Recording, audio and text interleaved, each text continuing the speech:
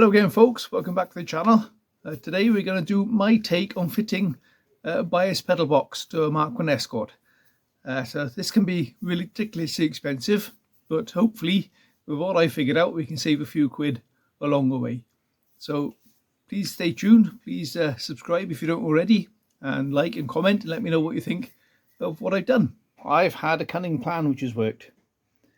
So these, to get flexi kits made up for your pedal boxes is ridiculously expensive, but if you get a set of flexis off eBay, these black line flexis which are good enough for road use, less than 40 quid, and you've got 3 set up, and because the ends are designed to go through bulkheads and wings and stuff, you've got effectively a bulkhead connector. So my plan is to be able to use those then somewhere along the line to go through my bulkhead to pick up my brakes. And that's just saved me an absolute fortune. And the proper UNF fitting on that side as well, to fit with the proper swage or the bell on it to go into the master cylinder there as well. So that should all be leak free and take the pressure. For this side, I'm still undecided what I'm going to do about this, because this side doesn't have to be high pressure hose, because it's just to pull the fluid in from the reservoirs. So I've got some bits and bobs here. I might put these in the lathe and lathe these down to a little, perhaps 8mm hose tails, so I can do again, because the other option is to put banjos on these and what have you. Again, it just gets stupidly expensive for no obvious reason.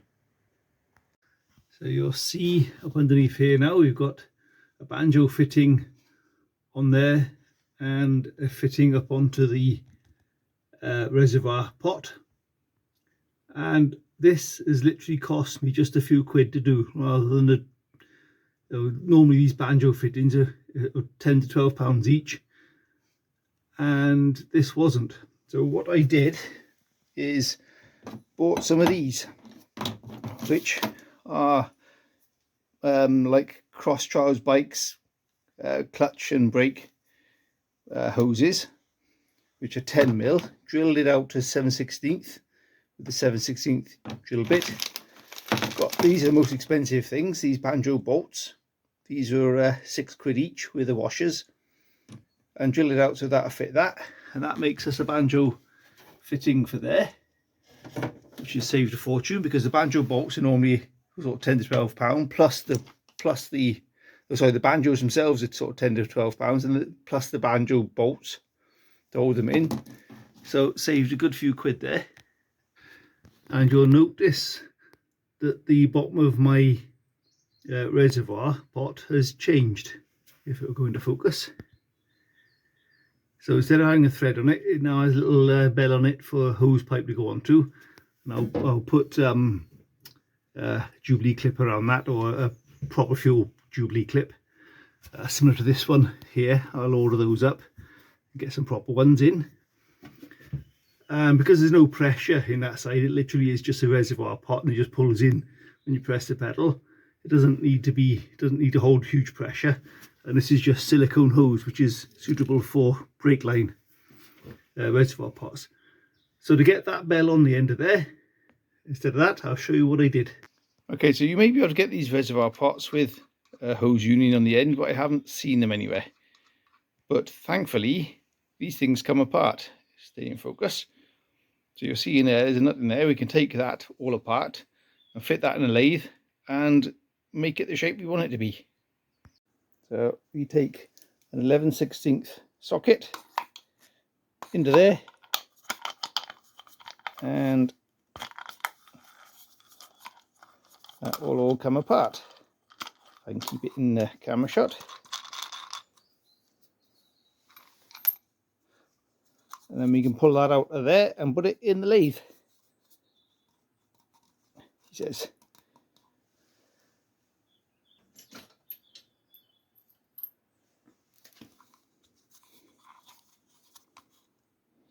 It does come out, honest. Get grips on it. Just like that. And what I found with the other one is by spinning this nut up to the top there, so you don't lose what you need, you can then get this in the lathe and lay that down to suit us.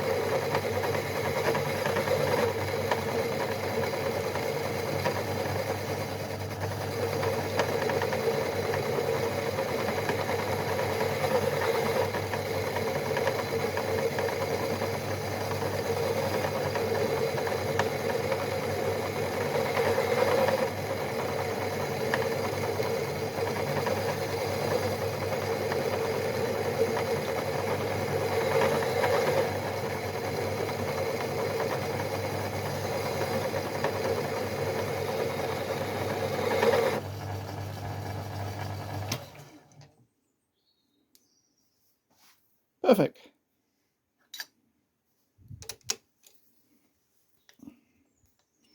And by leaving the nut in there, do two things. One, you can pull the nut off and clean the thread up as pulling the nut off, and make sure we don't take off so much of the thread that we can't bolt it back into the car. And then we take our banjos that come with the kit, drill these out to 7/16, what that there is.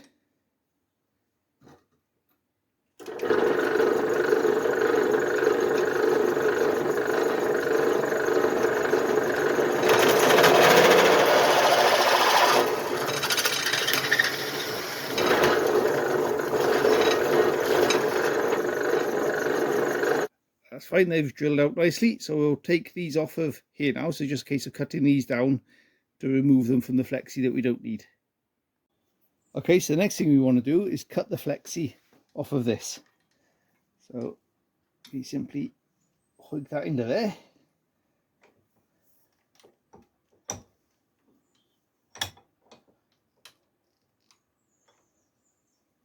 That way around so you can see what I'm doing.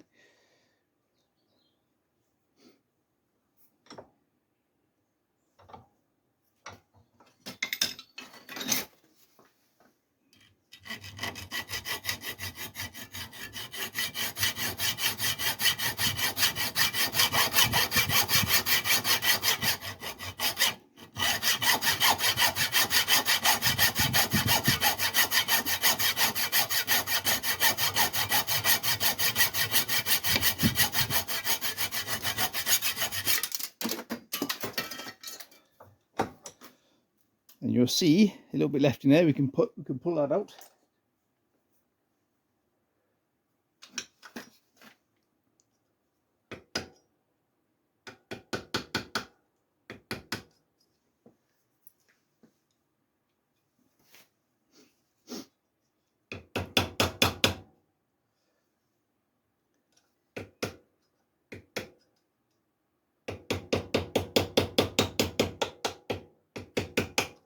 Gotcha.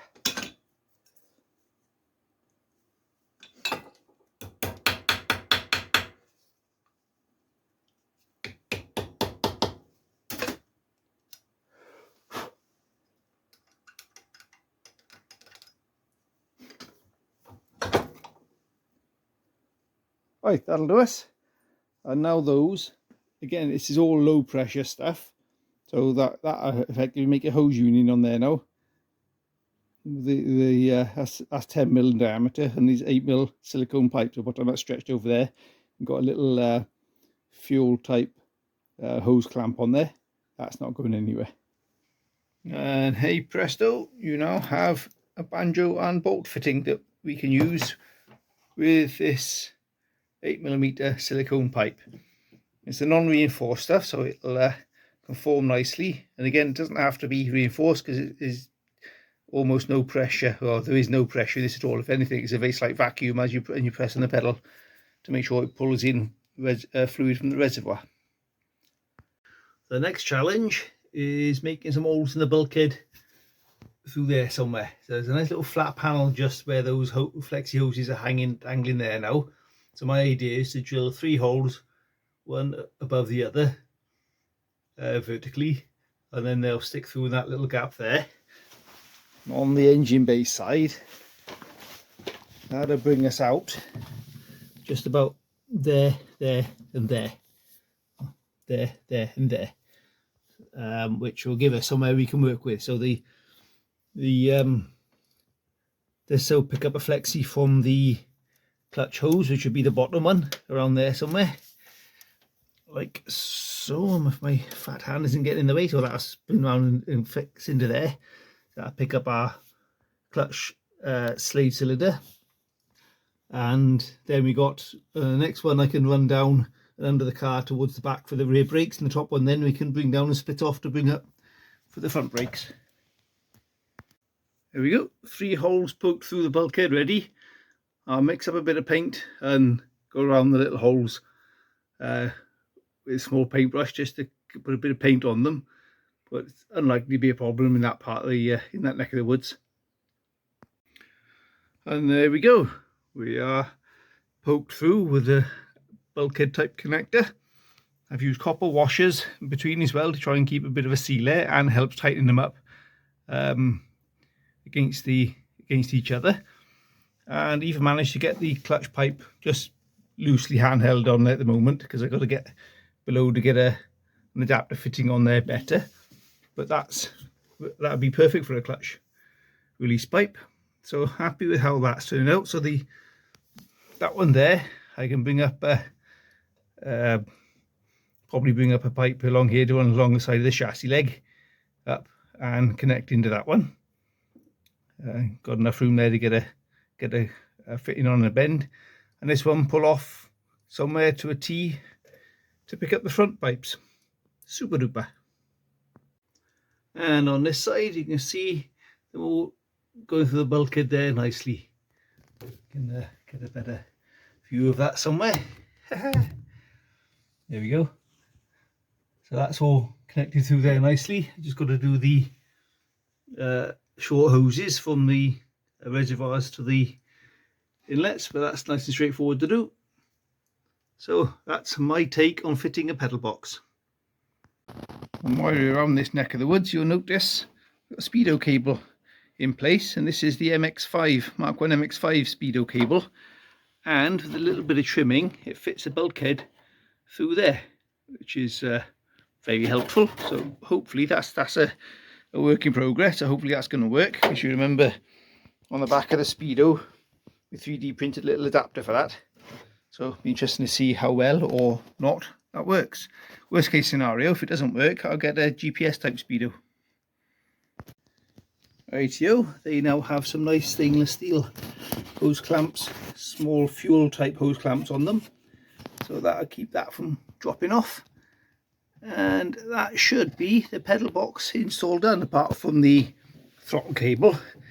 I'll come back to that though, because from the fact it's touching that, but I think that's going to be okay. So sometimes that's a problem with it catching there, but I don't think there's going to be. I think I got enough